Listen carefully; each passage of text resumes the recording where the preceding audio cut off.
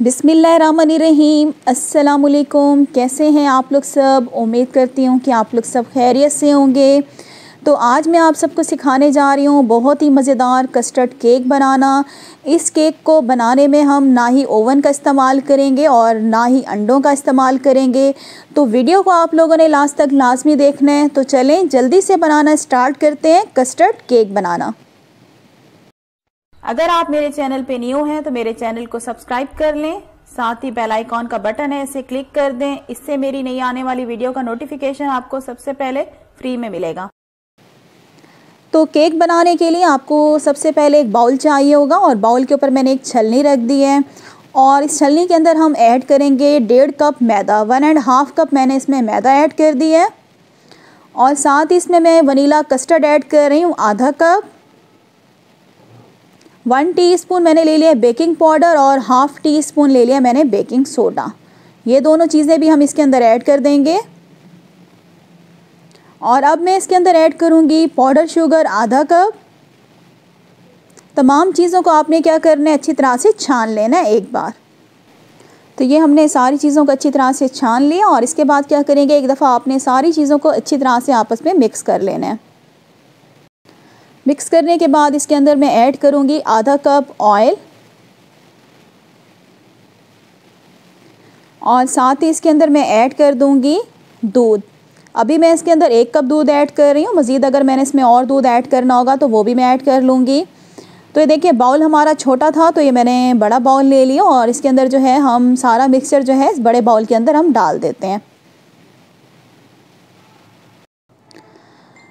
तो ये देखिए मैंने 1 कप दूध अभी फ़िलहाल इसके अंदर सारा डाल दिया है। इसको अच्छी तरह से हमने फ़ोल्ड करना है।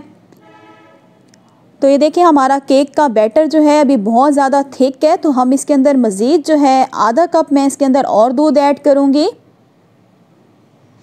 और इसको हम क्या करेंगे, अच्छी तरह से मिक्स कर लेंगे।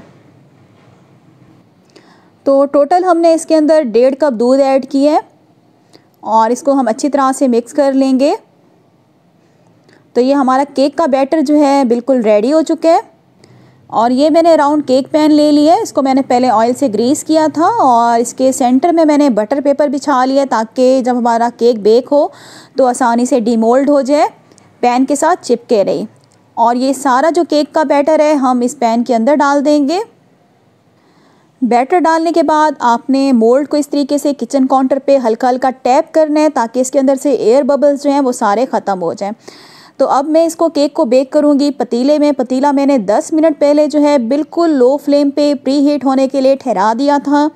तो ये जो हमारा पतीला है प्री हीट हो चुका है, गर्म हो चुका है। ढक्कन खोलेंगे और ये जो पतीले के सेंटर में आपको स्टैंड नज़र आ रहा है इसके ऊपर आपने केक पैन रख देना है इस तरीके से और फ़ौरन से हम पतीले का ढक्कन बंद कर देंगे और इसको हम बेक करेंगे। पहले 5 मिनट के लिए आपने फ्लेम को हाई करना है और 5 मिनट के बाद बिल्कुल लो फ्लेम पे हम इसको बेक करेंगे 40 to 45 मिनट तक। तो जी 40 मिनट हो चुके हैं। पतीले का ढक्कन खोलते हैं और केक को चेक करते हैं। तो माशाल्लाह से हमारा केक जो है 40 मिनट में बिल्कुल परफेक्ट बेक हो चुका है। इसको हम बाहर निकालते हैं और केक को हम करेंगे पहले अच्छी तरह से ठंडा। ठंडा करने के बाद आपने इसको मोल्ड से बाहर निकालना है। पहले मत निकालिएगा वरना केक जो होता है वो सॉफ्ट होता है, गर्म होता है, टूट जाता है। तो ये हमारा केक ठंडा हो चुका है। आपने एक प्लेट लेनी है और इसके ऊपर इस तरीके से पैन को आपने उलट देना है आराम से। तो ये देखिए हमारा केक जो है माशाल्लाह से कितनी आसानी से मोल्ड से बाहर निकल आए हैं।